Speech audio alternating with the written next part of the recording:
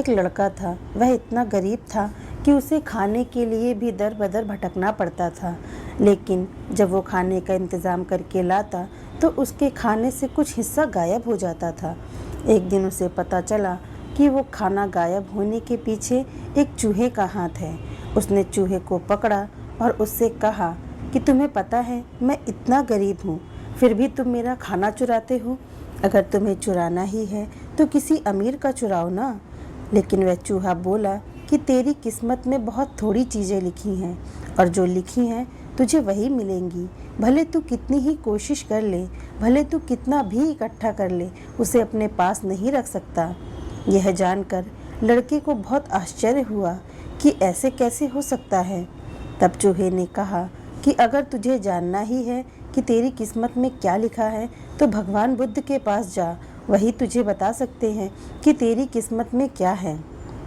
अब वह लड़का भगवान बुद्ध से मिलने के लिए निकल पड़ा। चलते चलते बहुत रात हो गई थी। अब उसने कहीं पर रुकने की सोची। रास्ते में उसे एक हवेली दिखाई दी। उसने हवेली में रहने वालों से एक रात रहने के लिए इजाज़त मांगी और उसे इजाज़त मिल भी गई। हवेली वालों ने लड़की से पूछा कि वो इतनी रात को कहाँ जा रहा है, तो उसने बताया कि मैं भगवान बुद्ध के पास जा रहा हूँ, उनसे पूछूंगा कि मेरी किस्मत में क्या लिखा है। तब हवेली वालों ने कहा कि तुम भगवान बुद्ध से क्या हमारा भी सवाल पूछ लोगे? हमारी एक 16 साल की लड़की है जो बोल नहीं सकती, तो क्या करें जिससे उसकी आवाज़ वापस आ जाए। उस लड़के ने कहा, जरूर पूछूंगा आपका सवाल, और उसने उनको धन्यवाद कहा और सुबह वहाँ से निकल पड़ा। आगे रास्ते में बहुत बड़े बड़े बर्फ़ के पहाड़ थे। वह बड़ी मुश्किल से पहाड़ पर चढ़ा। उसे वहाँ एक जादूगर मिला। उसने उस लड़के से पूछा कि वह कहाँ जा रहा है।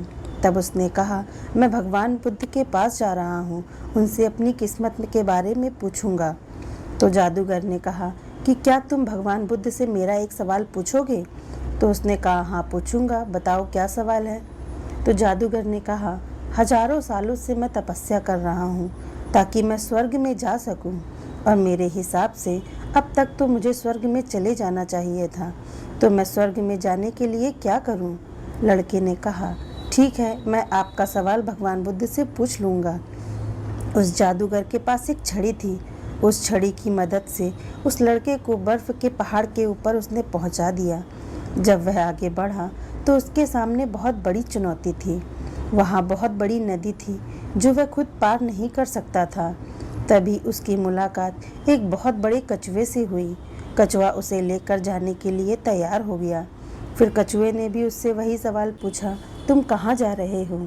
तब लड़के ने बताया कि मैं भगवान बुद्ध के पास जा रहा हूँ और उनसे अपनी किस्मत के बारे में पूछूंगा। तब कछुए ने कहा कि क्या तुम मेरा एक सवाल पूछ लोगे? लड़के ने कहा, हाँ बताओ क्या सवाल पूछना है। कछुए ने कहा, मैं 500 सालों से ड्रैगन बनने की कोशिश कर रहा हूँ पर अभी तक नहीं बन पाया, तो मैं ऐसा क्या करूँ जिससे मैं ड्रैगन बन जाऊँ? लड़के ने कहा, मैं आपका सवाल ज़रूर पूछूंगा। कछुए ने लड़के को अपनी पीठ पर बिठाया और नदी के दूसरे पार पहुँचा दिया। आखिरकार लड़का भगवान बुद्ध के पास पहुँच गया। वहाँ बहुत सारे लोग थे। बुद्ध ने कहा, एक व्यक्ति केवल 3 सवालों के जवाब ही पूछ सकता है। लड़का एकदम शॉक हो गया क्योंकि उसे तो 4 सवाल पूछने थे। वह सोचने लगा कि कौन से 3 सवाल पूछने चाहिए। उसने कछुए के बारे में सोचा कि कछुआ 500 सालों से ड्रैगन बनने की कोशिश कर रहा है और जादूगर तो 1000 साल से स्वर्ग जाने के लिए तपस्या कर रहा है, और वह लड़की बिना बोले कैसे पूरी जिंदगी रह सकती है। फिर उसने खुद के बारे में सोचा कि मैं तो सिर्फ गरीब हूँ, मैं तो मांग कर भी अपनी ज़िंदगी का गुजारा कर सकता हूँ, पर कछुआ, जादूगर और लड़की की परेशानियाँ तो मेरी परेशानियों से बहुत बड़ी है। तब उस लड़के ने भगवान बुद्ध से 3 सवाल पूछे। बुद्ध ने जवाब दिया कि कछुआ 500 सालों से ड्रैगन बनने की कोशिश कर रहा है, पर वह अपने कवच को छोड़ने के लिए तैयार ही नहीं है। जब तक वह अपने कवच को नहीं छोड़ेगा तब तक वह ड्रैगन कैसे बन पाएगा। वहीं जादूगर अब तक अपनी छड़ी नहीं छोड़ेगा तब तक वह स्वर्ग नहीं जा पाएगा। और जब लड़की को उसका जीवन साथी मिल जाएगा तब वह बोलने लग जाएगी।